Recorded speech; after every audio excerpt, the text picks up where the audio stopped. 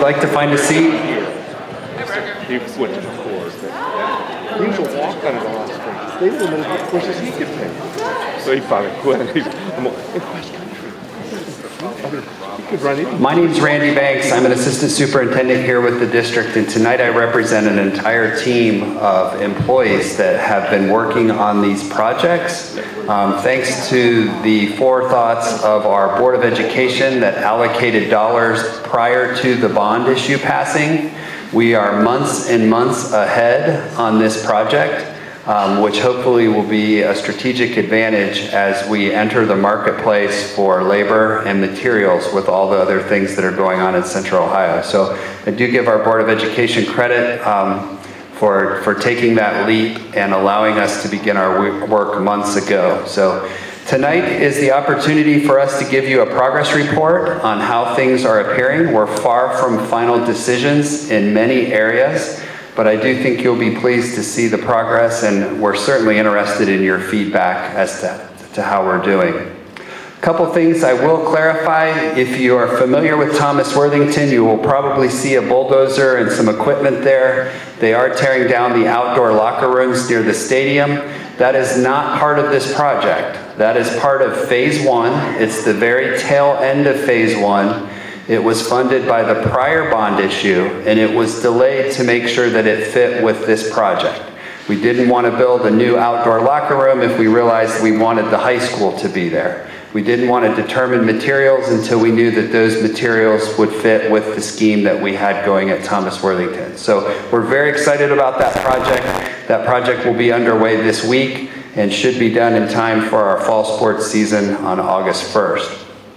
Again, we are not at final decisions, but this is the opportunity for you to ask questions, give us feedback on where we're at, and we're super excited that you took time this evening to invest in this project. So we're going to kick it over to Tony Shore, one of our architects, and he's going to give you an update, introduce some other people involved in the project. Thanks, Randy.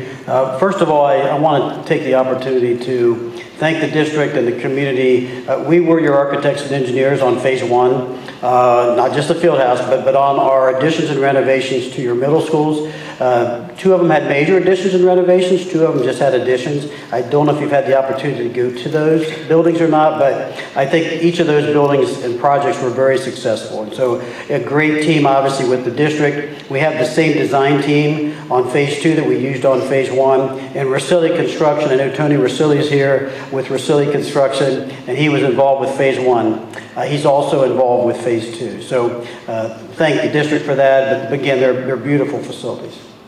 And like Randy said, you know, we started design a while ago, primarily on Thomas. We've been doing a little conceptual work on Kilbourne High School. We're going to show you a little bit more of the design of Thomas and just some conceptual thoughts here at Kilbourne. And I want to introduce a couple more people before I turn it over to Mike. From our office at Shore, we have Paul Miller, and we have Nathan Gamala and Andrew Browning. They're all working feverishly on both projects. And then we have Greg Top, who is the managing partner for our mechanical electrical engineers, Roger D. Fields Associates. And again, a great team we've got assembled. So I'm going to turn this over to Mike Dingledine. And Mike and I've worked together for, I've lost track, 12, 15 years on K-12 school projects. He's been very much involved with phase 1. He's very much involved in phase 2. And I'm going to turn it over to Mike. He's with Community Design Alliance, another architectural firm, and let Mike present where we are today. So welcome and thank you for coming. I know what night meetings are like when you're have kids activities on top of your own, and you're just all here. Just by a show of hands, how many people were at our June meeting where we did the clicking on styles? Because we're going to talk about the Thomas Styles tonight. So thank you, all of you, for coming back. So you'll see kind of some of the results of your efforts. I'm getting a little click sound up here. Maybe it's just a little too loud. All right, so in June, we did a presentation on kind of a spectrum of styles, going from very traditional early American red brick schoolhouses all the way to very contemporary schools and buildings. And we asked you to listen, learn, and then give us your gut reaction to what we showed you. So I'm going to do a super fast review of that. The traditional red brick schoolhouse, again, were very solid buildings, very highly architecturally detailed, lots of articulation. And they were one-room schoolhouses, but they were the most important buildings in Ohio townships when they were built back in the day. And then as buildings got larger, we started to make them multi-story, we started to make them much larger footprints, and we started to hearken to the early college construction, like at Miami University, at Harvard, you name it. Those places were doing, kind of a neo-classical architecture, but in still kind of an American style. And so we definitely noted that Kilbourne Middle School is a very great example of that style. And it was one of our push points in terms of the responses that we got. Then we talked about, the Ohio State Capitol, the Indiana limestone, a lot of very monumental pieces and size and scale, and that translated into, a more overt classical architecture where you pulled the columns out and you made the buildings very much almost not neoclassical, but almost classical. And so that's a style that we talked about.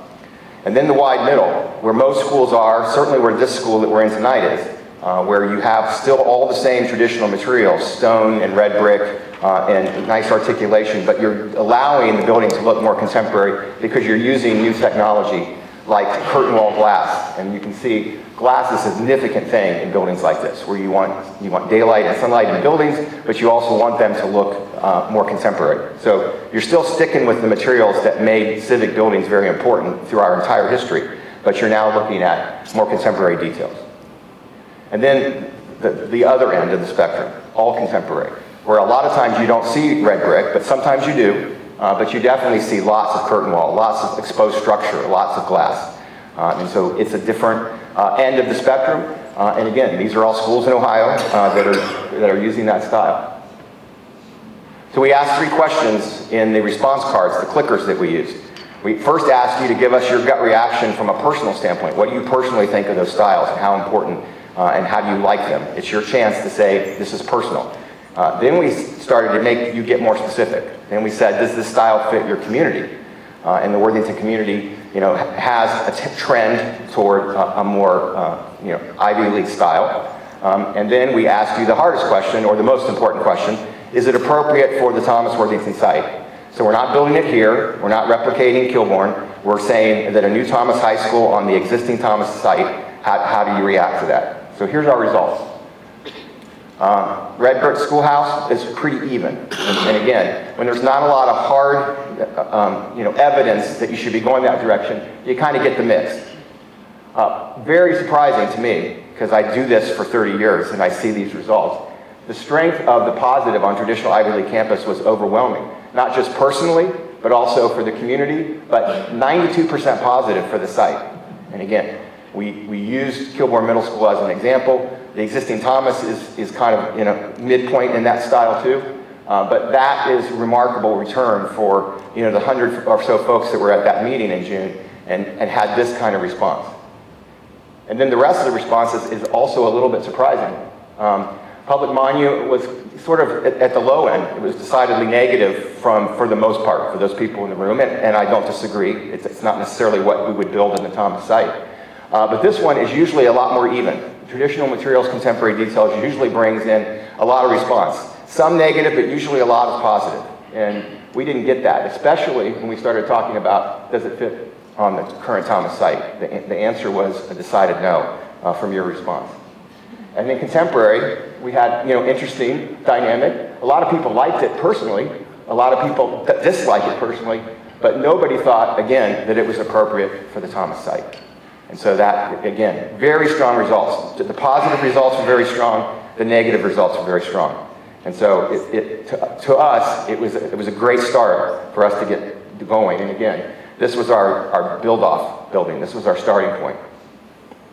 Here's the original Thomas when it was built. They really tried to do some modern flair here. They put this glass block in for daylighting. They put the sort of the porch cover, a flat plate. They used very small circular steel columns. They were trying to make Thomas kind of a mix, something that would fit, still had the cupola, it still has some historic elements, but for the most part, they were trying to make it more modern.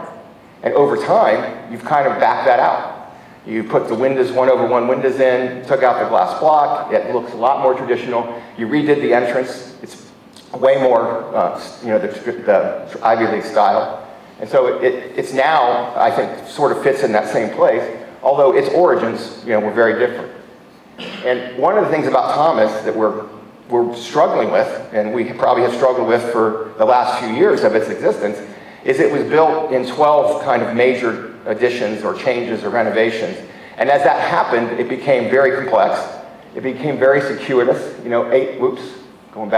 800 feet from one side to the other. But that's not the longest distance. If you want to go from the gym locker rooms over to where the tech labs are, you got to walk about 1,200 feet, because as things were built onto the building, it became more and more complex. And to me, the biggest result in terms of analysis of this building, because I think a question always comes up, why don't you renovate? Because you have all this structure in place, you have all this school in place. So much of the addition and so much of the, is all backed up against other construction. There are so many classrooms with no natural light, so many classrooms with no natural ventilation, so many things aren't related to each other in the most idyllic way to teach and learn, because of the way it had to grow over time. And so it's not like they made mistakes. They grew as they needed to. But as this building became what it is today, it's gotten to be very complex and very inefficient. Lots of envelope, lots of travel time, lots of things that aren't very good, and even things like ventilation that you would expect to be, mechanical, it's still affected in a negative way by the lack of natural ventilation and natural light. So it is a building that we decided the newest addition, or the newest major addition, which is the athletic wing, was still perfect. It was still great because it still was organized in a way we would organize a new school. And in fact, it was organized very similar at the time to the way this school was designed. So when Thomas got this addition, it was in response to Kilbourne getting their new building, which included an athletic wing very similar to this one. So, talking about neoclassical architecture. Just real quick, this is the University of Virginia Library, Thomas Jefferson. He made it as response to Roman architecture. He studied in Europe. He spent a lot of time in Europe in his early days. He became one of our foremost neoclassical architects. He brought some of the best stuff to America, and that's one of his buildings. It's based on the Pantheon in Rome. So a lot of people think of classical architecture as the way you decorate, the way you add details. You can put a pediment over your window in your house. You can put an arch over your garage at your house. You can do columns on your front porch, and that is not being neoclassical or classical. It is using classical elements as decoration. And so a big mistake that the world makes, some architects, some developers, some shopping center designers, they use classical architecture as decoration. They don't use it as articulation. This stuff is important, and the words are important. Order, scale, proportion, balance. There's rules, and the rules probably came about by trial and error, but they did not, they settled down into something that's very important in terms of proportion and order and scale and balance. So when you see a building that's neoclassical, and it works, it feels right, because for years and years and years, the Greeks and the Romans worked on it until it felt right. Columns aren't straight. They have a fattening in the middle. It's called entasis. And they found if they made straight columns, they looked like they were concave. And they just learned that by practice. So columns aren't straight, and that's when you see them done right, it feels right. When you see them done wrong, it feels wrong. And when it gets wonky, here, it's a great example. There's nothing classical architecture about this. It's used as decoration, it's used badly, it's a wonky building, and it's kind of a horror. But that's what happens when you think of classical architecture as decoration. So, I wore my Miami sweater tonight. I'm a Miami architecture grad. I grew up in Oxford. And it's a great lab for understanding neoclassical architecture. And the weaknesses and the strengths of it. Miami has done a great job in sort of ordering their style across their whole campus. Some people criticize it because they think it's not natural. Some people, think it's great. And most Miami students and Miami parents find it wonderful. They find this sort of order that it gives the entire campus very nice. But here's a newer building, the biological sciences building, and it's got some mistakes. It's got some proportion mistakes. It doesn't ground things. The columns are kind of sitting out over a part of the building they shouldn't sit on. There's things that aren't perfect. And so Miami has struggled with its identity. They've struggled with updating their architecture to feel more chronological, newer, and things like that. And sometimes it's worked and sometimes it's failed. So it's a great lab. The best building on that campus, as an architect who came from there, is Upham Hall. It's in the middle of campus. It's one of the older buildings. Walking through that arch is kind of a welcome arrival for every student who comes to Oxford. That's kind of one of the first things you do. You walk through the arch and then you walk over the emblem in the middle of the quad. That building is an excellent example of neoclassical architecture. Again, it doesn't look like a Greek building. It doesn't look like Indiana limestone. It doesn't look like the Supreme Court. It doesn't look like the Ohio Capitol. But it is definitely based on the rules, the order, the proportion, and the scale of neoclassical architecture. This one goes a little more toward public monument, and it's a 50s era building. And it isn't, in my opinion, it's not the same sort of the Ivy League campus feel because it tries to be too overtly classical. They pulled the columns out. They used a lot of limestone. And it has a little different feel. So it doesn't feel like the rest of campus does. It's not a bad building at all. It's got good proportion and good design, but it's different. This one's even worse. They tried to simplify, they tried to modernize the neoclassical response, so they took a bunch of the detail and articulation, the dentals and the modillions they're all gone. They tried to smooth it out, make it feel and look a little new. Their math is good, the proportions are good, but the articulation doesn't quite get where it wants to go. So this building is criticized, especially by architecture professors at Miami. And now as they're into the 21st century, they're trying to be more contemporary, so they're getting more into that traditional materials, contemporary details look. Obviously, bigger windows and more curtain wall are things they want to do, but again, it's really slippery slope. It really gets to be difficult, and it's easy to make a mistake because this is not a tried and true system. This is try it, and the architects sketch, and they resketch, and they resketch, and they do what they want, and they want their building at Miami to be signature. They want it to be standing out. Well, that's a bad thing for Miami. They have to hire architects who want to be part of the context and not stand out from the context. And here they're doing good math, like King Library.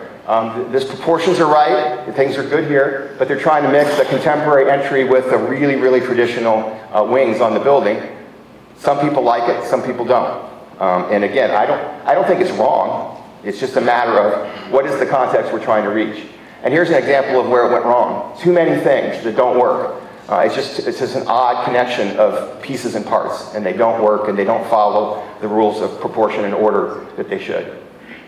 And then one of my favorite buildings, this is the old Naval Armory on Miami's campus. It's been there for 100 years. And when they built the new Armstrong Student Center, arguably the biggest building on campus now, they used the old armory as the focal point. So they had old architecture that they started with, and it gave them a great jump start on making a much simpler building that is the rest of the program. You have, you have the wings, again, of columns, but behind it is a much simpler building. And it was a way to deal with costs, it was a way to get a bigger program, and they made their focus on an old existing building that was already on campus. I think it's a great result. And then this is a Christmas card, literally, from Miami from a few years ago. This is McCracken Hall. It's in the middle of South Quad. Again, it's just perfect in terms of its execution of neoclassical architecture. And you can see that it looks very comfortable and appealing, and we all like this. Again, it doesn't have to be what all architecture is, but if you're doing this kind of architecture, this is doing it right.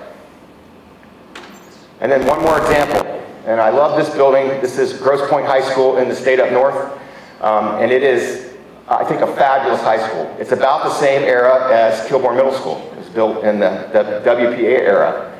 What works about this building so great is it works at different distances. And something about Thomas is we have this massive front yard. So we're driving by the building 300-400 feet away from it. Then we're driving up to the building. Then we're getting out of our cars or buses, and we're walking into the building. Every one of those positions, every one of those places where you're accessing this architecture, it has to work. So from miles away from Grosse Pointe, you can see that clock tower. I mean, you can be 7 miles from the high school, and it's already starting to engage you architecturally.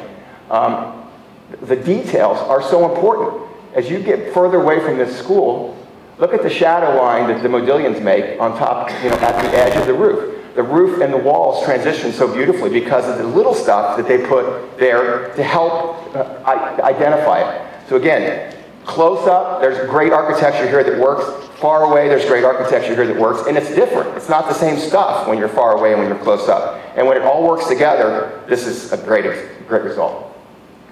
And they use it as a backdrop for their commencement. I don't know about weather risk, but I think that would be an awesome thing to do in the front yard of Thomas. So let's talk Thomas. As I mentioned, it's 850 feet across, east to west. It's a big footprint, but more importantly, it's a complex footprint. And again, that's its greatest weakness. It's not its size, it's its complexity in terms of an internal building. We are, with the new building, staying within, in fact, much smaller than the current Thomas footprint. We're going to be a 20% larger building, square footage-wise, but we are going to be on only a 600-foot by 300-foot footprint. And the current, obviously the current Thomas goes much further. Good news there, we're going to have an easier building to traverse. We're going to have closer relationships between spaces. But we're also going to keep all the site amenities because we're not building anywhere that there already isn't a Thomas. So we've got a great position to not have to redo driveways, not have to redo parking lots, using the part of Thomas that we're not going to rebuild on to give us more amenities and not, again, affect green space, not push into the front yard, not take away the opportunity to do athletic fields, not force a change in where the pools are. Do nothing to the stadium. Keep Evening Street and Performing Arts Center, McConnell, thank you, in place. So the footprint is a good thing from all the assets that we are saving because of it. And of course, we're saving the entire athletic wing and renovating it to all new fit and finish. So it's not like we're going to keep it like it is today. We're going to do a lot of renovation there. And we're starting, and we're not that far along, but we're starting to get into how we will use some of that extra space to create additional parking, to put parking closer to where it needs to be, to do bus drop-off and parent drop-off better. They've managed it the whole life of Thomas, but it is a complex system when you stand there and watch after school. What happens when kids run for their cars and parents pull up where they shouldn't, and buses can't get in where they're supposed to be. It's a complex system, and we're trying to fix that too. So I've been challenged a lot by Angie and Dr. Bowers and Neil. What's changing about a new high school built in 2022? And I will tell you, I've done this for 40 years, and for the first 30, very little changed. We were still building regular 30 by 30 classrooms and cafeterias and gymnasiums and libraries, and that was basically the formula. There wasn't a lot changing. This started about 10 years ago, and the pandemic put it into hyperdrive because of obviously blended learning and online learning and those kind of things. So the idea of where we've been in the last 10 years is nobody learns or teaches the same. Teachers and learners are all individuals. We're all wired individually, and we all wired a little bit differently. And so the idea that we have to find ways to adapt to all learning styles and all teaching styles is a great takeaway from where we're headed. And then on top of that, Dr. Bauer sent us this article called, it's a big mouthful, Neurodiversity and Inclusion. The comment on the top is something we came up with our design meetings, that student experience is changing. It's becoming very personal and very custom. And this article about neurodiversity was just really set it off in me, because I'm an ADHD person from elementary school, and the idea that we'd learn to teach the different needs. We thought there might be 5 categories, now maybe we think there's 10 categories, and what this article says is there's infinite categories. When you're ADHD, you're somewhere on a spectrum, but you're not the same as the other person that is ADHD. When you're autistic, you're on a spectrum. You're not in the same place in the spectrum as somebody else. When you're just a kid who's struggling with social emotional issues, you're not on the same place as some other kid. So you've got to learn to make everybody thrive and create a way to teach and learn that adapts and is very custom. And that's what's changing in terms of what we're doing. And so we're thinking about that. And the article talks about all these things, emphasis, balance, rhythm, proportion, light, color, and pattern are the things that you have to think about inside a school so that you can create spaces where not most people thrive, but a space where all people can find a place to thrive. And it might be different. Somebody might like the student commons, somebody might like an outdoor park bench, somebody might like a little cubby in the media center. But you got to find those things, and you've got to create enough options for those kids to find where they want to thrive. And I think that's great. And I think it's also ironic that those words are all a lot like we talked about in terms of neoclassical architecture. There's a lot of rules, there's a lot of pieces and parts, and not one of them is more important than the other. They're all kind of a balance. So we're going to work hard on this. This is where I think we're taking the design of Thomas and the renovation of Kilbourne. So here's a quick look, a rough look at our current, we're at the end of design development. So we're getting now to the point where we're going to start working on structure and mechanical systems and electrical systems and all those kind of things. Programmatically, we're feeling very comfortable with where we are on both high schools. And those two guys over there have put in many, many hours gathering students and teachers and having meetings with us to talk about how to be very specific to this district and to these two high schools, which are frankly different.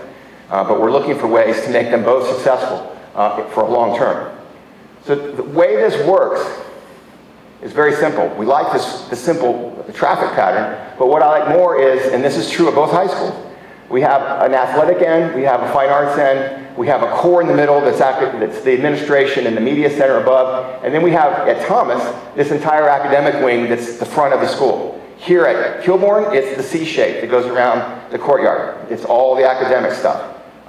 And so there's these there's this idea that you go from the most formal education, the traditional classroom, the traditional science lab, in this wing.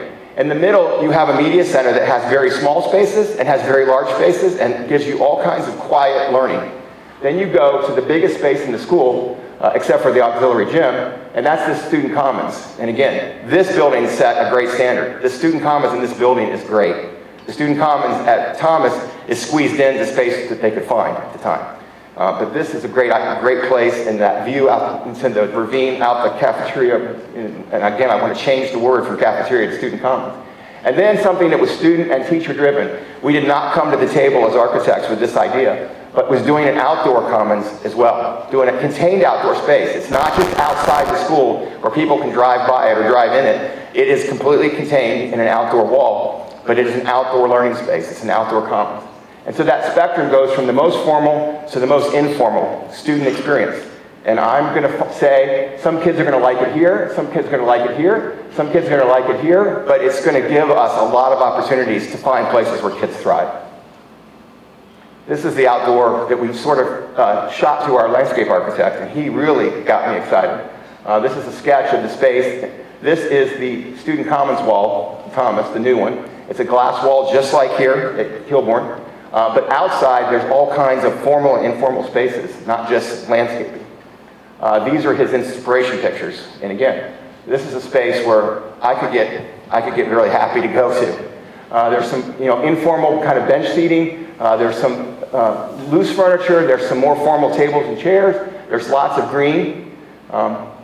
And this stuff is, and we're going to let students tell us what makes the most, what appeals to you the most, what kind of furniture do you want. We found in a lot of libraries that students like the table, the bench stool height tables where they can stand almost like a big conference table at standing height, but they can also sit. We're finding that to be really popular. But we don't know yet. We haven't got the students' feedback on this. We've just gotten to this point. Second floor, we have more classrooms. We have the card center, which is one of the more successful things ever that I've ever seen in a school district in terms of intervention. It's so fantastic. We've got the media center that overlooks the student commons, and the student common that overlooks the outdoor space. So those spaces all relate to each other. And then on the third floor, we just pick up the balance of our classrooms that we need.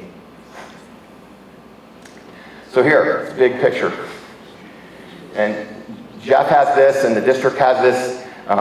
Vicki will have this. We'll share this stuff with people who want it. And the principals will ultimately have this.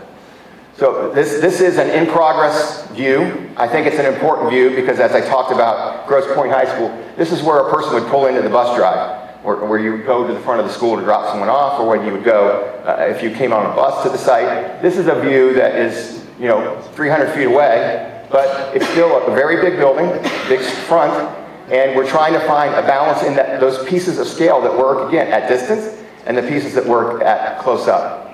Something we learned for sure is the size of our windows needed to be bigger than typical. They need to be bigger than the size of a window in a early American or an Ivy League kind of school. I've been part of projects where we put the right size windows in too big of a building. and they look like little prison windows. They look tiny. And so we had to be really overt about this. We made the windows much bigger. And we messed around with colors of materials. We have red brick, but we also have some light buff stone colored brick. And we also have some light buff stone. And we have, I think, a very good balance as you stay at this distance. This is the drive-by on 161 that you would see. This is getting a little closer into the yard and getting up closer to the building in a view. And again, we have a lot of 600 feet of facade to break up.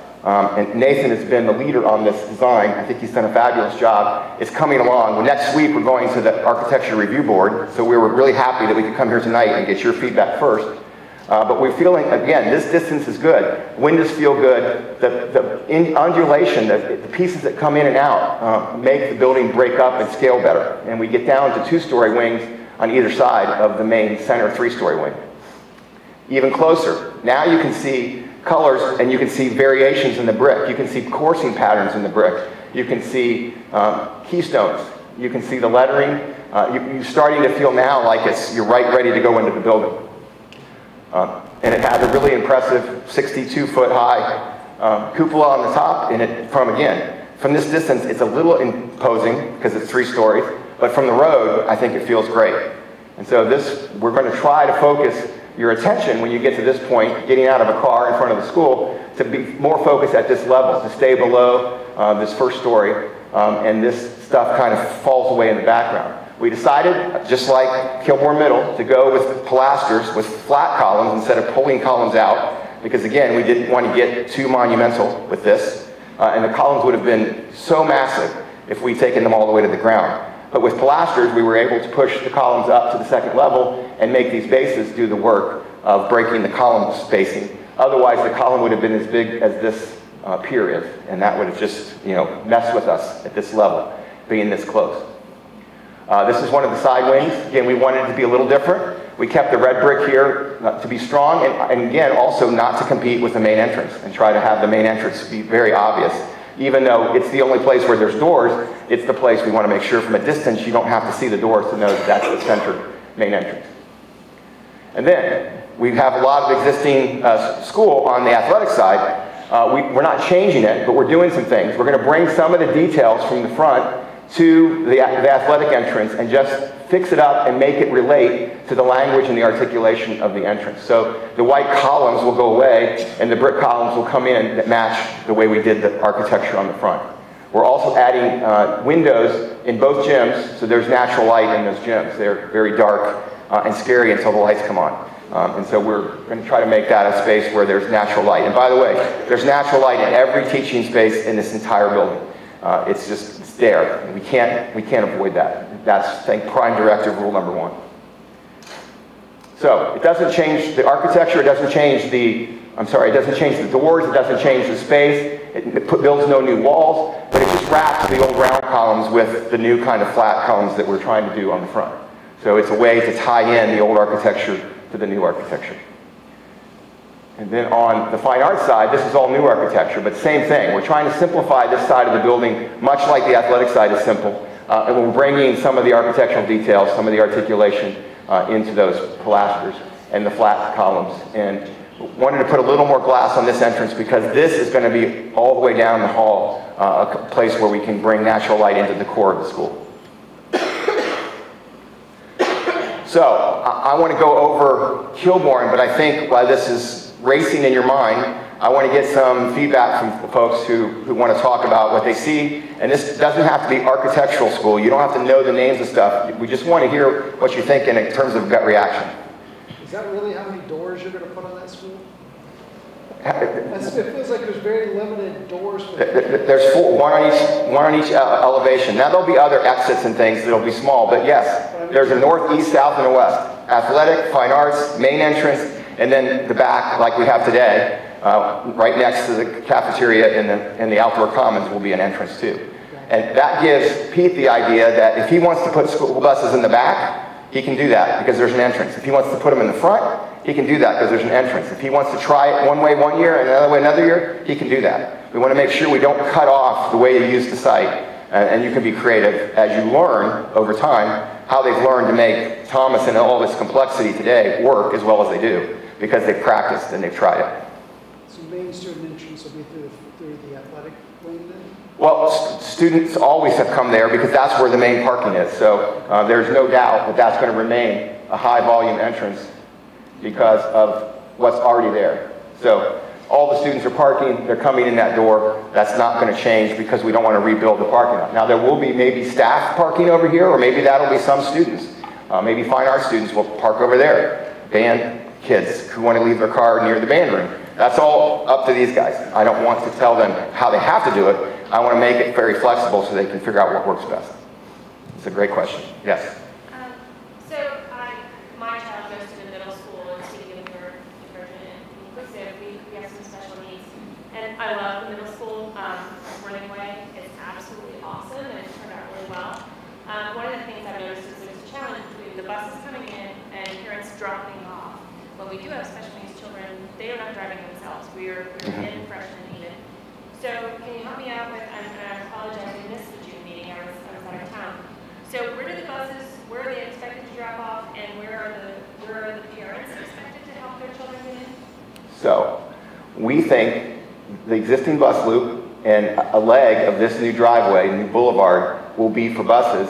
Parents will do the inside loop and drop off here. So all kids, whether they're being dropped off or driving, are going into this entrance. We also have the ability to have visitor access here, so we could have special needs kids dropped off at the front, and we also have what might be staff parking here, but it also could be special needs parent drop off, and so could this door right here. So again, we're being really flexible. Worthington Way was tight in the middle of a neighborhood, and we couldn't fix all of the flow that we wanted to, but it's a great question, and yes, we should be thinking about it, but what I'd like to say to Pete is you got all kinds of ways you could think about doing it. Figure out which one works best, and the parents can help you because they can tell you how it works for them. Yeah, and continuing that, I volunteered to help with drop-off and pick-up at Worthington Way, and one of the things that I noticed is we absolutely need an awning for those kids to get dropped off, and my concern with looking at some of this is in that front, that is flat. I understand getting the light in and all of that stuff, but I mean, I've watched the kids running in the rain, and we've got all these people trying to get in at a certain time, especially with the changes with the frame over all crunched in. Is there any flexibility to finding some way to find protection from these? We could talk about canopies, and I think you made a good point. So that's in our notes. Yes, sir. My one concern is that I like the flexibility, but this has a huge impact to critical intersections to the city, and so I would like to see a traffic study to actually not give the option of many options, but what is the best for the roadways and scenarios, because modifying this and constantly modifying this will have an impact to the roads and how traffic flows. And I know at one point, this was a traffic jam, for other parts of the freeways and stuff just because of that. And so, where do we sit on a study on that? Right. So the question is about the traffic ingress and egress. What you'll notice is there isn't any changes. The lights and the timing and the distance and the sight lines have all been worked out by the city, and we're not changing that. We're still not trying to use this because it's more emergency and there's a gate here, so it's not necessarily going to change the fact that all of our traffic is going to continue to work the way it does. And in fact, the greatest part of our traffic load is still in the same place. What we're trying to do is make buses and parent drop-off go better than it does. Parents now come around the back and some loop, some turn around, some stop, some park when they shouldn't. It's just in all kinds of different ways to interpret it, and that's always going to be a challenge. But we're trying to give the school a little more flexibility without, you're right, without changing the dynamics of where kids are sneaking out of the site or where buses are coming and what happens with the timing of these lights, which I think is way better than it used to be. I think it's it's pretty good, and the city has done a lot with the signals and the extra turn lanes and the blisters, and we're not going to change that. We're going to keep that. But what I'm saying is the pattern is going into the school and how traffic's routed around the school. Right. Right. So we want a traffic study. It's being commissioned now through our civil engineer, and we just don't have the results back. So both this site and Thomas are having traffic studies done. Yeah, and we have worse problems here than we do at Thomas. Yes. So we've talked a lot about people getting here by cars, and we looked at better ways biking or walking. We have warm paths. I mean, I go to a lot of events when there's a theater event, and there's a huge community that is really close by. What are we doing for biking or walking? So the city is reading your mind. It's interesting to me that there's sidewalk to here and then all of a sudden nothing. And so the city is already talking about what we have to do to partner up to get a wider and a more circular sidewalk around the site. So those are things that we're talking about with the city. They had the exact same comment that you had. We want to encourage. And we've got the bike paths, down along the river that come very close but don't quite make it. So it's an excellent point, and we want to do that because the pedestrian is a good thing. Yes.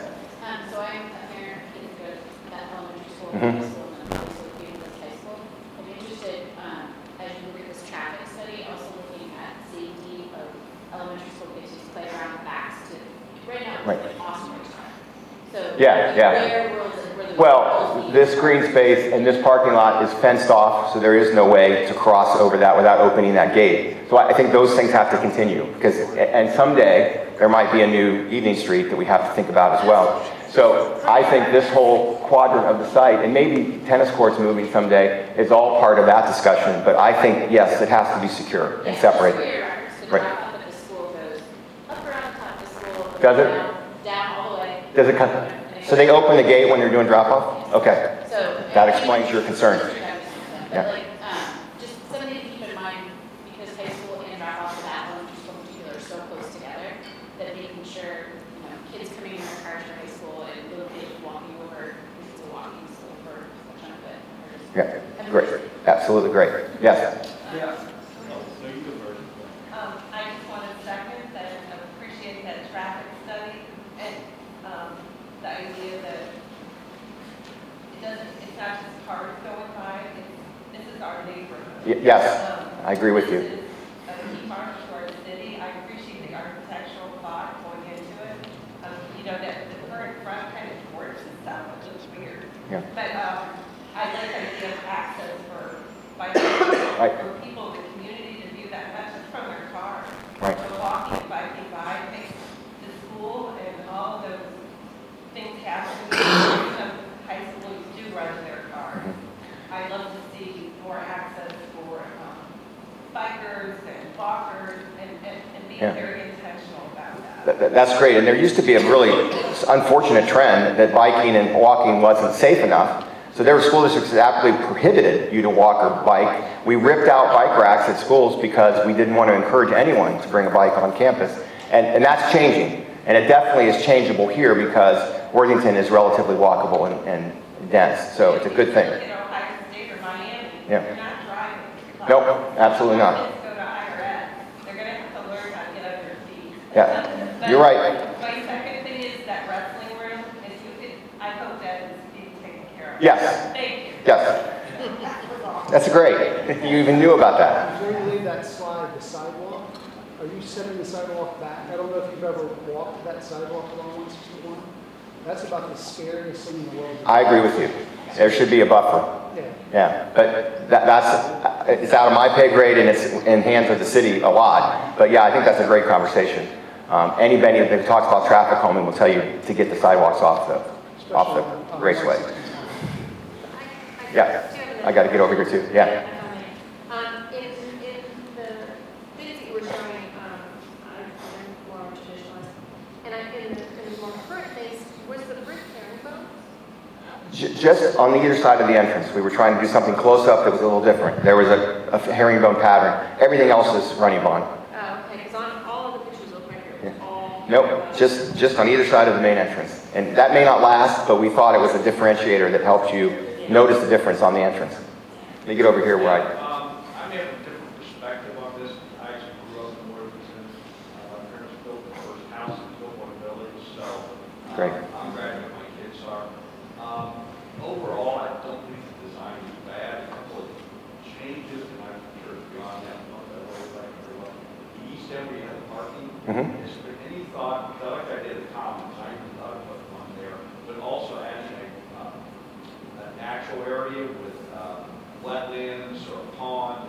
basically a biology lab there. A land lab, yeah. Yeah, something like that. Also, I understand you're looking for flow, but considering you're going to take down what was the original auxiliary gym is now what was my kids out for, right there. We're going to keep all the gym. And Auditorium, yes. the band rooms.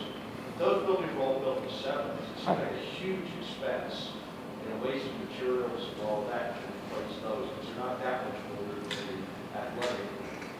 And then the third item, the front facade. And so I know it looks a little bit like the current. When you talk about schools being the focal point of towns, and I do believe you should bring the front facade out from where it is now. So could it look more like the existing high school? Again, to keep that history from what is a very historic town. Yeah. And like when University Hall of LSU, that's not the original building. When they rebuilt it, it's virtually identical to the original University Hall. It just seems you've kind of forgotten about the history of Worthington. Well, it's a great point. We want to borrow all of the architectural. Yeah. Save that. We've talked about it.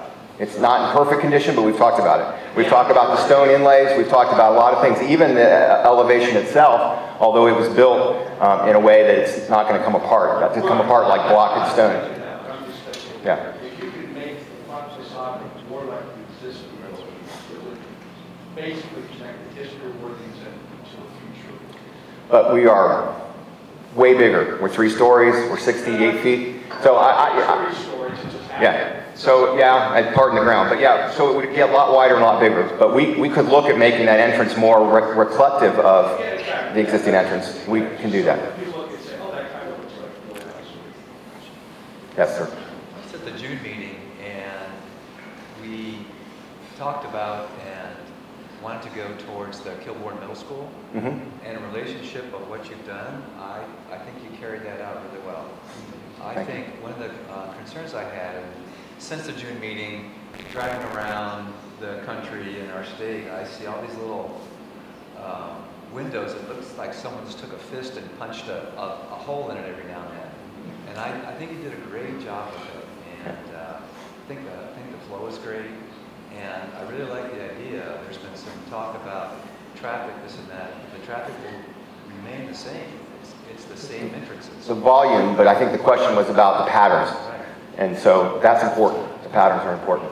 But I thought you did a really good job. Thank you. Yes. I was also at the June meeting, and you go back to the floor plan, and I was the one that brought up the idea of front being saved. And you had mentioned that you thought front would be in an atrium type of Exactly. We looked into that. Thoughts? So it doesn't lend itself to be disassembled and reassembled. Now, could we duplicate it? Yes. Could we duplicate it inside? Perhaps. Could we duplicate it in the courtyard? Perhaps. So those are still ideas that are percolating. But the idea of, I have disassembled entries off old schools and put them exactly back on a new school. That's out of the question here because of the way it was constructed. But we can still talk about that iconic look and seeing if we can't make that happen somewhere on the site. Yeah. Okay. I was here in June as well, and it's one of the first times in my life where people took input from the community or the people at the meeting. And when I went to the next meeting, I felt like we would be heard and responded to, and it was nice to see your grasp and also to hear your language and your conversation. Yeah, people respond in our community. Good. I'm glad to hear that. I don't always hear that. Yes, sir. My question is about constructability. How are you going to build this new school when school is going on? How are we going to do that, Pete? We have an incredibly complex, but it's important because my career in architecture, every time I've put something in the wrong place because it was easier to swing and to move, we regretted it because it looks at the end of the day like, why would you have put that there? Well, it's because there was an old auditorium in the way where we should have put it. So we're being very mindful of making sure the new Thomas is what it wants to be. But yes, we are thinking about how we're taking down, we're doing 4 phases.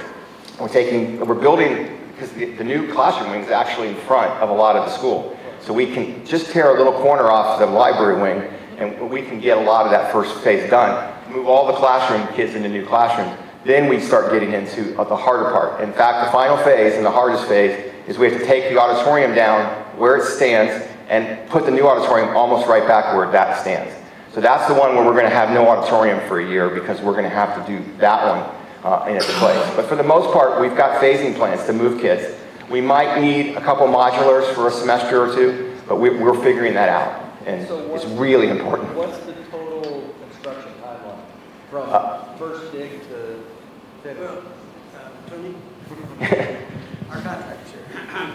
So, yeah, we're intending the initial phase to start hopefully in summertime, you know, in June or July. And Mike mentioned that front phase, where the academic wing is. And through the phases, you know, that last part that Mike mentioned back at the auditorium, we're probably pushing into the early 26 year and possibly into the spring of 26. But we just, you know, Tony hasn't finalized anything yet because as we evolve the design, he keeps looking at it and we keep working on our phasing and keep working with Pete and how we're going to make this work in these phases. But it's going to start this coming summer, and we're looking at probably going into the early 2026. Yeah.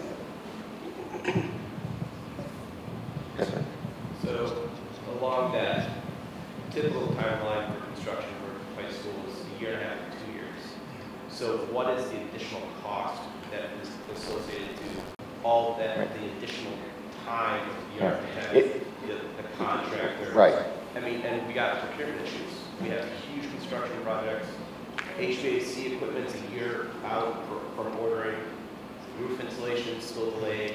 You got labor shortages.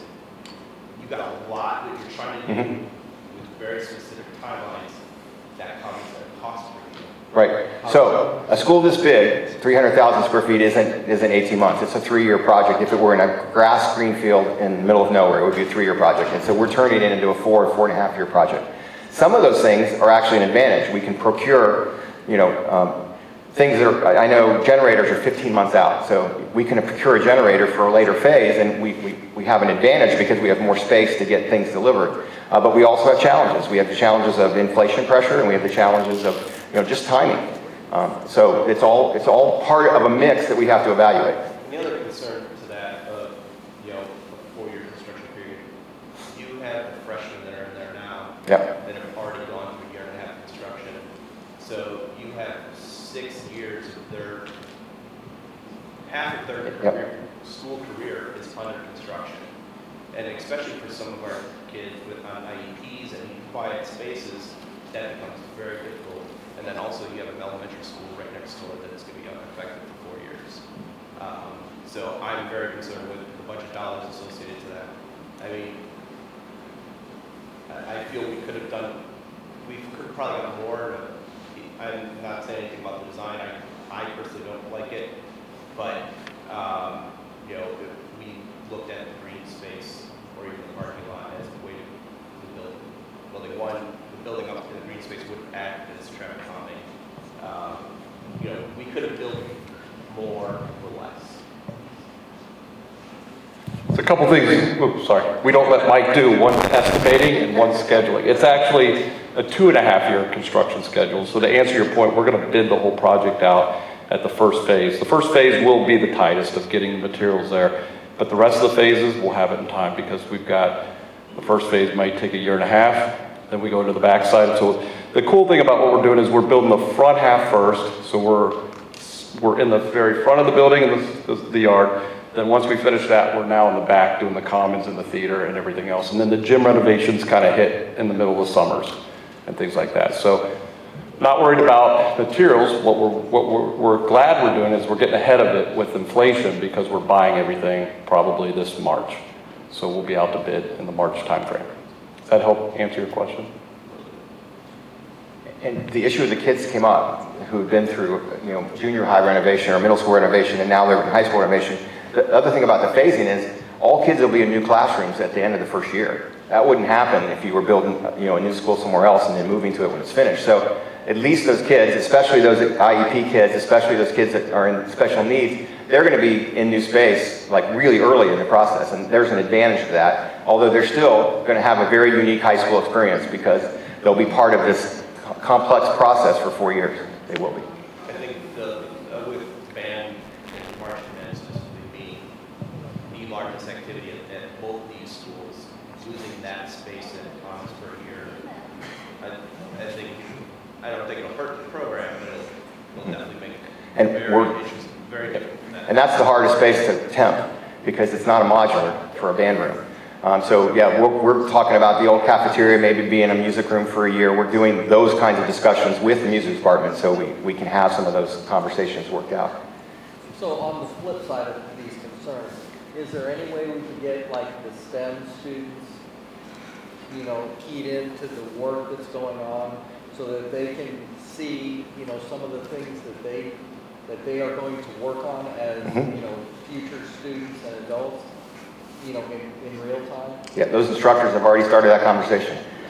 So you're right there.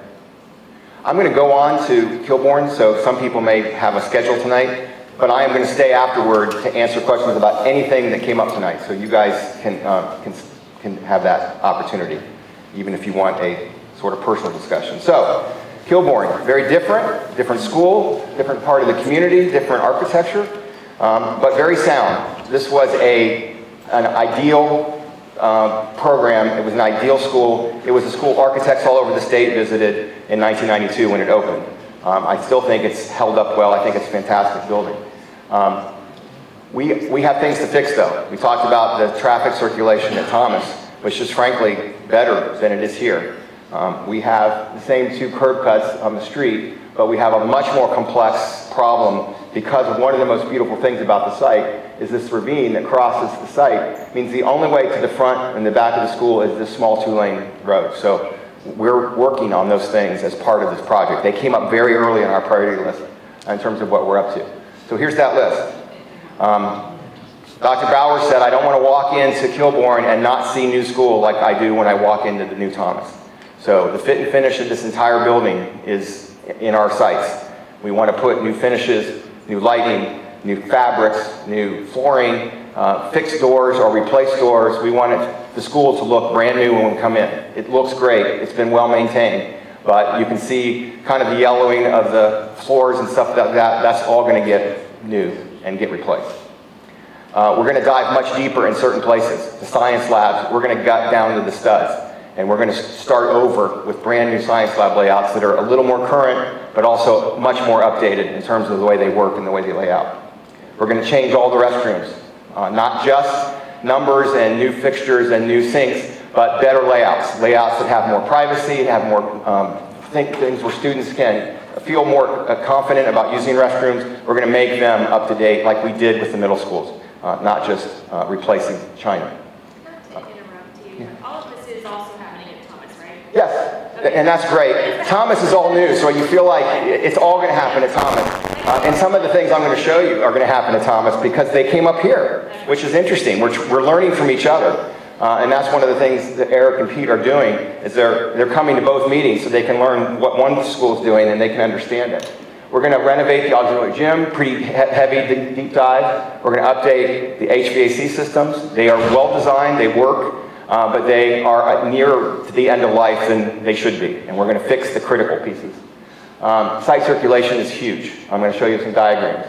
And here's the whole question again about the diversity of learning spaces. Again, where can kids thrive?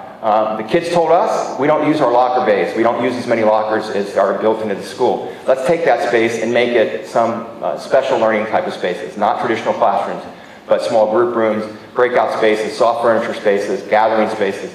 And that came from them. Give them credit. We're going to completely bring food service up to 2022. The dietary things, the options, the grab and goes, all the diversity there. We learned, and again, Thomas has the same problem. The idea that we keep the music rooms, I thought we were going to do that. I thought we were going to keep the music rooms in the auditorium. When I got in there, I realized the high school music room at Thomas is 2,000 square feet. It should be 4,000 square feet. It's half the size it's supposed to be. So it's going to get doubled because now we're putting it in a new space. But the same thing is true here. The music department is, somebody said, it's one of the most popular and important things in both high schools, and I certainly concur with that. I was big in music in high school, but it's bigger here than I ever remembered in my high school. We're doing some athletic support facilities. We're putting bathrooms and concession stands and locker rooms and changing rooms in places where they aren't now, because the site is so big. Coming to the school for those services is a real hike if you're in certain places on the site. We're looking at new turf practice fields, again, both high schools.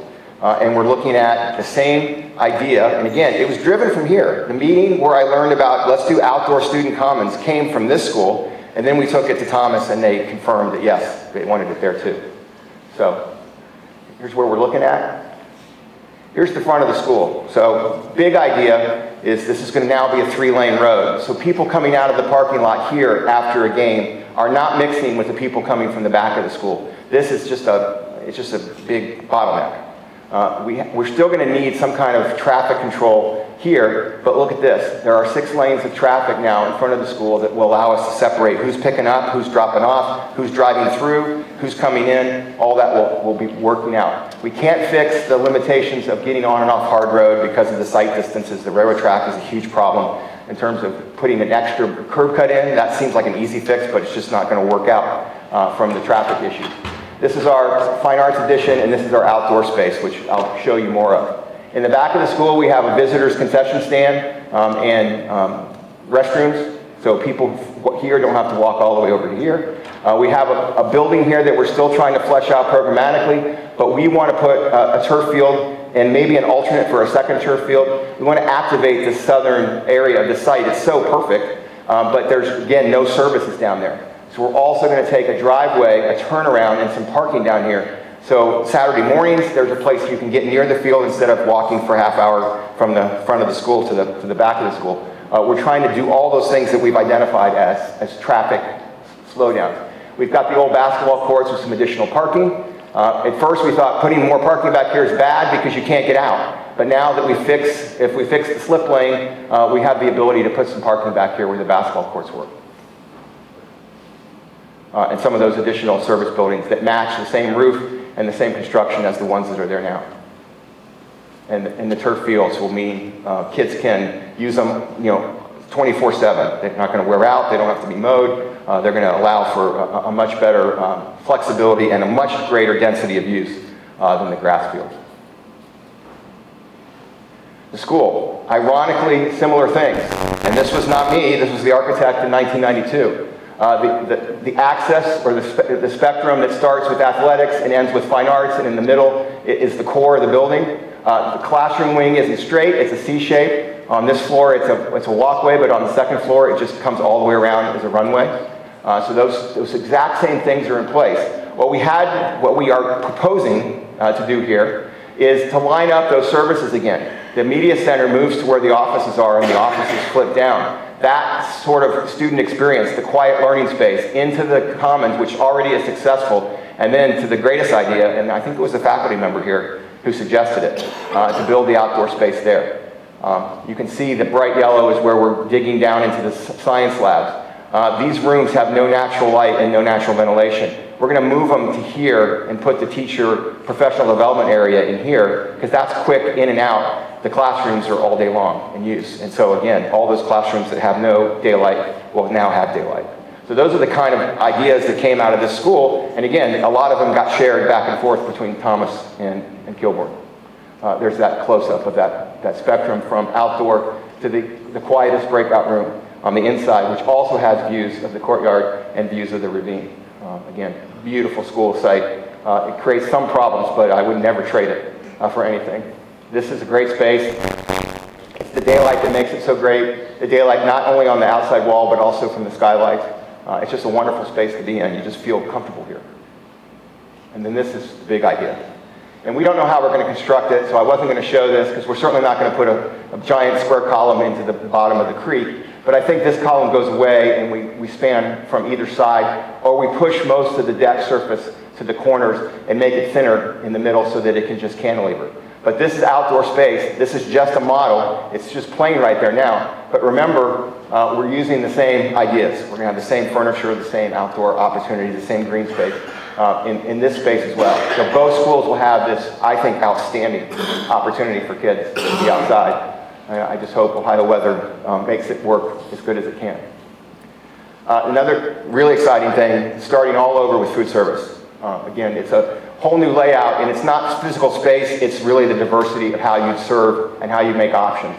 So again, a whole new layout where kids don't go to a line, they actually pick from different places what they want. And the options of menu and the options of the diet are fresh fruits, fresh vegetables, things that kids can focus on for a better dietary experience. Then it gets really cool. Down by the auditorium, right through that wall, a much longer, opening, a cafe deli where you can, in the mornings or after school, you can pick up quick grab-and-go stuff. So this can extend the hours of food service in the high school dramatically.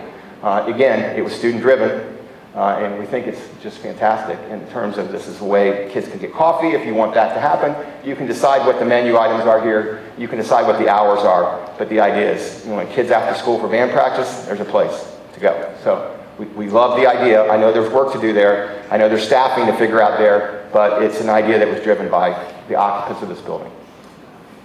And there's examples of this.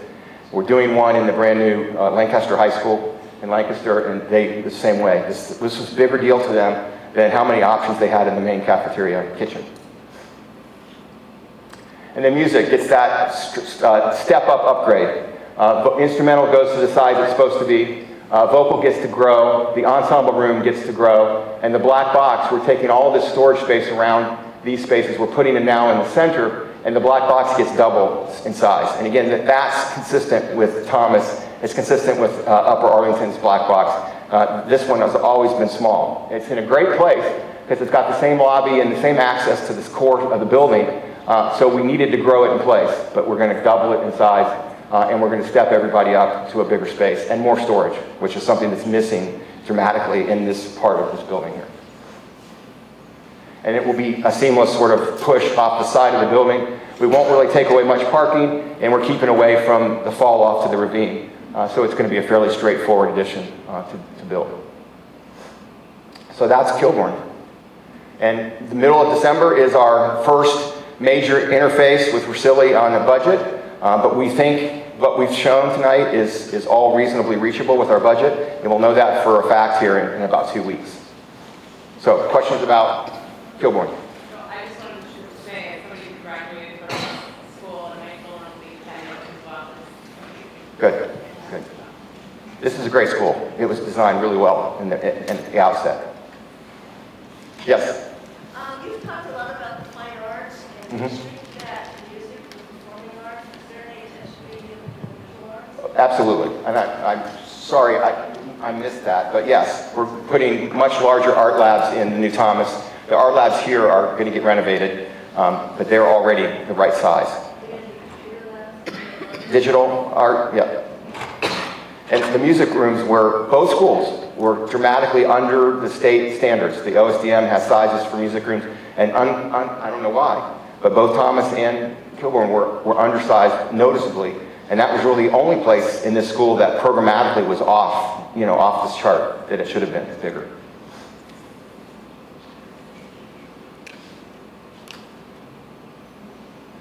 That was easier.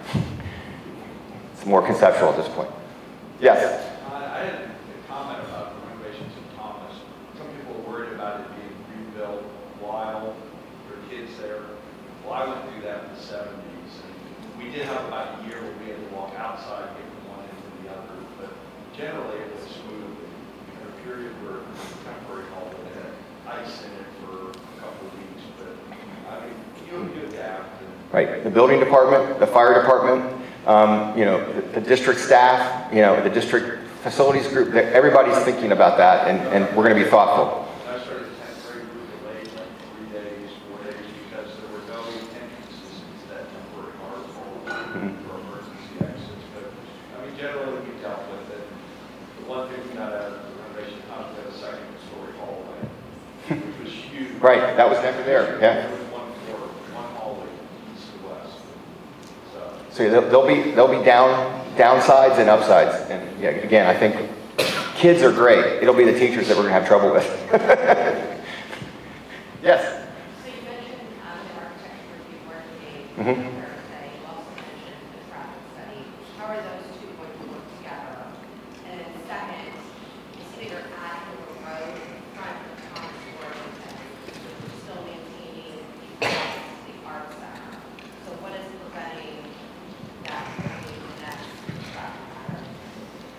So currently there's a drive to the front until you get to the front door, and then it stops. It doesn't go around the science wing. This one is going to curve and go north and catch the driveway and back. It's not necessarily going to connect straight out to Evening Street. Again, we know that there's some issues with the Evening Street traffic, and we have to not make that worse. We have to keep that thoughtful. So, ARB, this is really not a request for approval. We're really going there for our first shot with them, just to get some feedback and some thoughts. So we know we have to have a traffic study done. We're going to hopefully have it here in a few weeks. That'll dovetail into our next ARB meeting. And so we know we're going to be there a few times, and we're just really want to get their thoughts. Like we're trying to get your thoughts. We really want to get as many thoughts as we can early on. And so that's really what this first meeting is. We're not asking for any approval at all.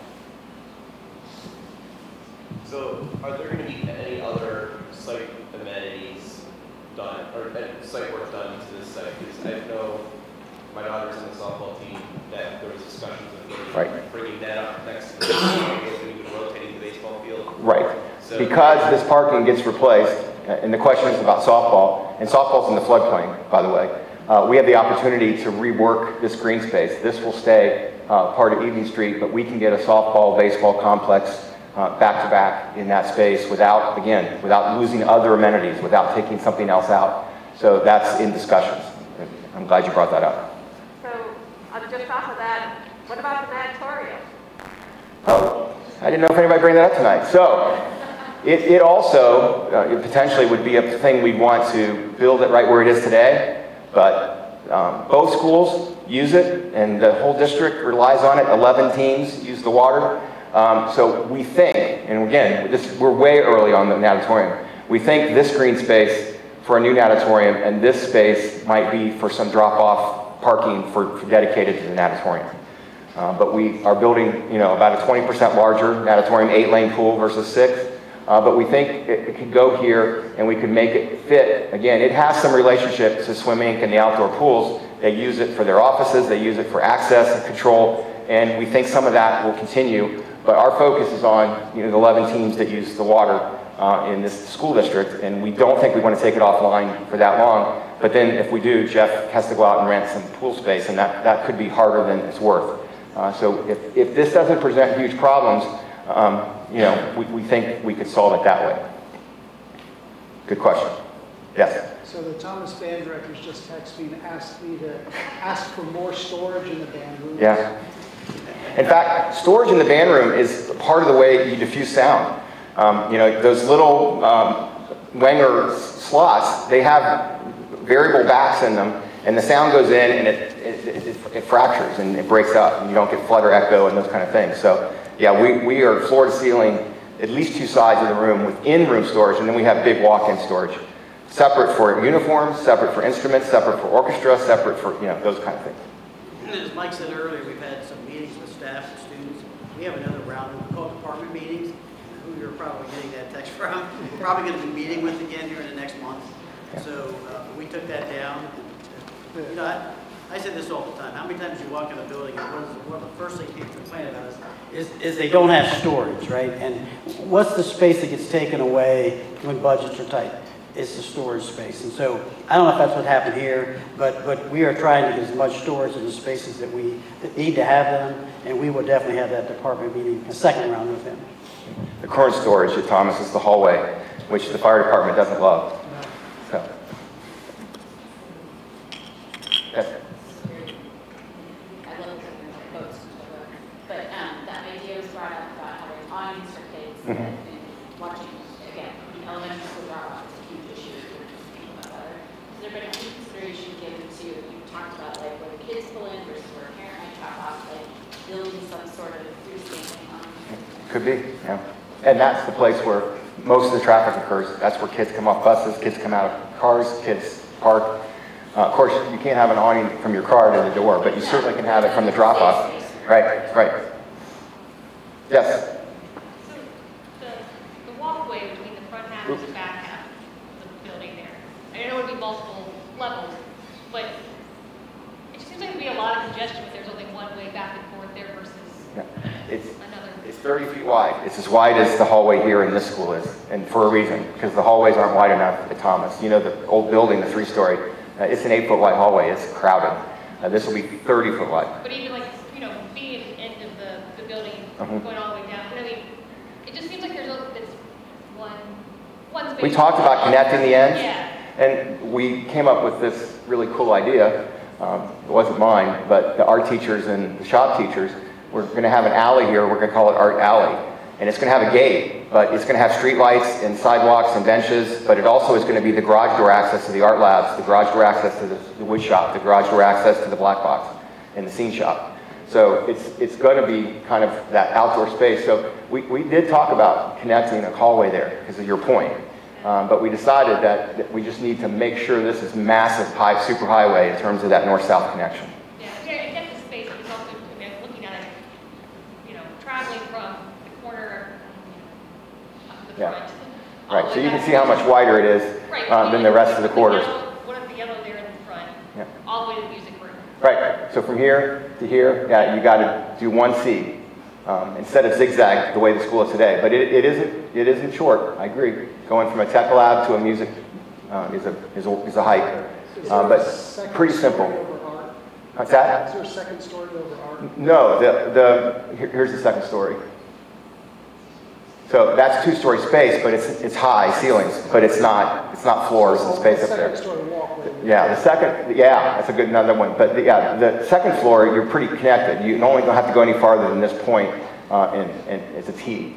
The first floor, though, it is an H, and it does present some travel. But again, we're building a 305,000 square foot building in a nice tight footprint. Is there, because I went to high school, it was kind of added on, and you had to go like that, like zigzagging, didn't make last time.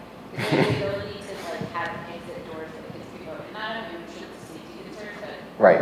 We'd like not to have kids going out and back in if we don't have to. from an accessibility standpoint, if a child has mobility issues and they're trying to get, again, from the tech space or whatever to the music room or third floor to the music room, like what we do better accommodate that. Right, so elevator's right in the center, and again, the first floor is the longest distance travel, the other 2 floors. The third floor gets nothing but a little straight hallway, and it connects to the big stair here in the front. So we have a lot of vertical access, and we have a lot of help with handicap access, but it is a building that's 3 levels. You know how many levels in the current Thomas? 17.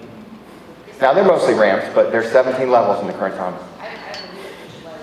Yeah, up and down, up and down. So is there, when you said is there only one Elevate, right now, it's located right in the dead center of the school. I think it makes it accessible. If we look at travel distances and we get into a discussion, there might be the elevator.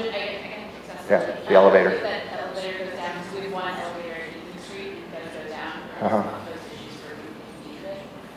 Is there the ability, what is the backup solution? I'm just Right, you have areas of refuge. The firemen come get you if you can't get down because the elevators go off in a smoke, in a fire situation. Yeah. Well, there can be stair climbers. There might be kids ask for a second elevator here. Again, I'm not sure it's justified, but I think I know why. Because of the Plan B when one of them is down. Certainly, new elevators won't be the way our current elevators are, but it's a great point, and the kids brought it up. Yes, way up there. I was at the meeting in June. I really impressed with the design you guys came up with. My question is about the ARP. When you guys speak that to them, that's something that they can pick apart and influence based on your personal opinions? Yes, and damn it, I hate them. But no, I'm kidding. We've already started that conversation. We've already showed folks in the city the drawings. We've had city people come to these meetings too, and I think we're already moving in the right direction. They definitely wanted this direction. We weren't sure if the school would stay there, but they were very happy from the very first diagram we showed them. I think it will be okay, but yes, ARB could say, change the brick color on this bottom band, or do this, or take the cupola off, and we'll push back. We want this to be a consensus, and so I think the city also wants it to be a consensus. They want to work with us. The city manager's, again, been in all kinds of meetings with us and talked about, we want to make sure we're on the same page as we go forward, and we have been. So it's a great question, and the answer is yes. They have a lot of latitude to suggest changes.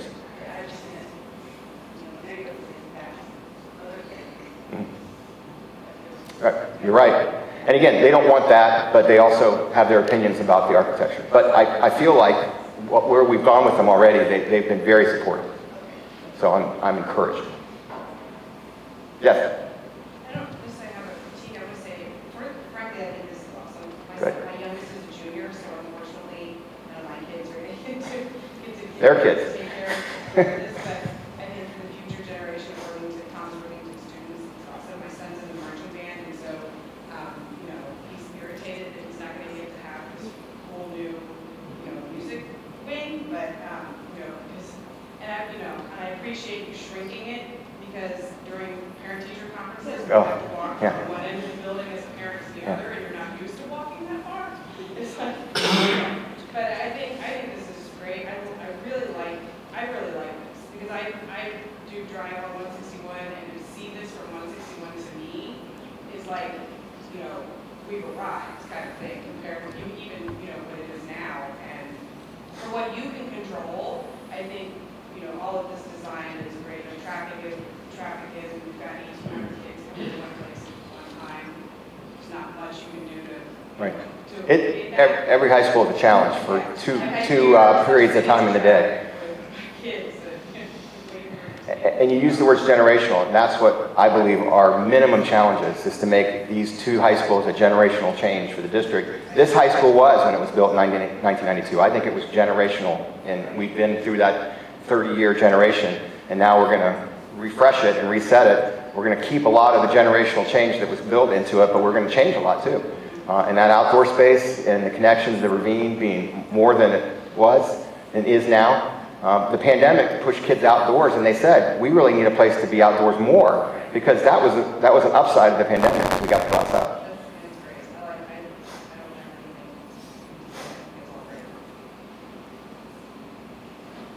Any comments, gentlemen? You've worked really hard, so their ideas are up there on the screen. Yes? How much is the auditorium? This one is 759 seats. The new Thomas, we wanted to make sure we were doing the right thing with site distances. It's going to be about 900 seats. It won't be the 1,200 that's there today, which there's upsides and downsides, but the size of the auditorium changes the acoustics, changes the visibility, changes the ability to do large music performances and theater performances. We're finding, I think that's the best place to be, and it's going to be a simple, one-level auditorium. It'll have the rake like this, but it won't have a balcony. That's why it's idea to shrink it, considering, we're at a 6th grade concert, that was packed. And again, band is already the music folks, the theater folks, even the art folks said, flexibility was okay. I think there are teacher meetings, and I think there's the rare occasion where there's that. Do you have 2 programs? Do you split the grades up? The theater program, do you have 3 shows or 4 shows? Those are the kind of questions that have been discussed, and then we've taken our lead from the staff. We haven't said, oh, you only need 900 seats, although I've suggested that you get to a certain size of an auditorium, there's a reason Broadway theaters are 400 and 500 seats, because they could sell a hell of a lot more $500 tickets if they were bigger, but they don't work as well. And Richard here is absolutely, a technician on theater. He has all kinds of ideas of what we're going to do here as well as the new Thomas. And I think we've picked a good size, a good balance. And it's not perfect. It's not, bigger is better for some things, but bigger is not better for performances necessarily. I think my biggest comment on that is, as a former student here, is that it's nice to have a gathering auditorium where the whole student body can be in at one time. It always, this auditorium is beautiful and great, but it required numerous pains and challenges to the administration and the faculty teaching to do any event in here, because basically split up the students into 2 bodies, which then half the student body had to do something else, which is likely not classes. And so, it's just a big challenge for it. These are becoming 1,800 student high schools, so the 900 was half the student body, and that wasn't accidental either. Pete, you got a comment? Just to clarify, Tom's Worthington is big, the auditorium is, but we have 1,800 kids, we have to do 2 shows too. We can't fit everybody in.